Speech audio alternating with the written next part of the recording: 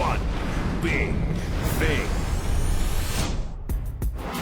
You do this job for a while and you will cross paths with a lot of people the world sees as stars. It doesn't take too long before you stop seeing them as stars and seeing them as people, because they are, like we all are.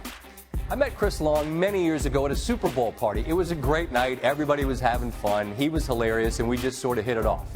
We cross paths every year somewhere, trade texts in between about life. I won a couple Maryland over UVA bets, typical guy stuff. Along the way, we both became husbands and dads, and the things we could trade notes on changed, added a bit more depth. You get to see a little more of who a guy is. Don't get me wrong, he's still got some nonsense in him, the kind that creates alter egos who buy Powerball tickets in the hopes of the big score. I already told my old lady if we win, we're going down to Myrtle Beach for about 10 months, and we're getting a timeshare and the whole 9 yards, maybe a big boat, a couple boats, a lot of boats. A lot of boats. Actually, what Chris Long would do with his money is a much better story. He started Waterboys in 2014 after a trip to Tanzania. It opened his eyes to the desperate need for drinking water there. There are now 25 wells that are funded and 22 that are currently providing water in East Africa. Then this year, he announced his first 6 game checks with the Philadelphia Eagles would be donated to create scholarships at the boarding school he attended in Charlottesville, Virginia. Long said at the time, and I'm quoting, "In August, we watched people fill our hometown streets with hatred and bigotry. Megan and I decided to try to combat those actions with our own positive investment in our community," close quote. Megan is Chris's wife. Now that 6 games have been played and those scholarships have been funded, Long can finally start to collect on that 7-figure salary, right?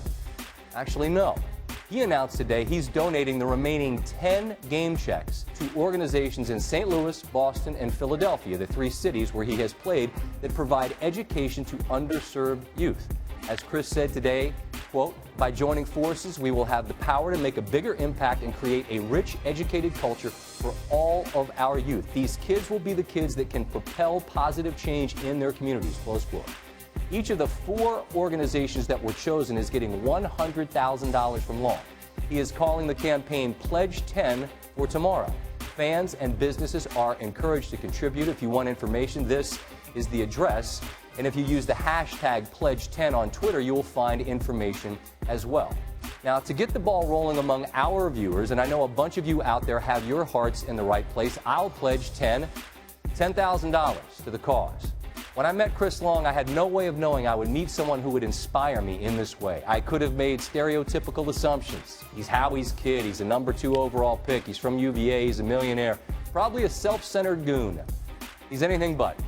Chris Long is a thoughtful man who is willing to play football this season for free to try to do something positive.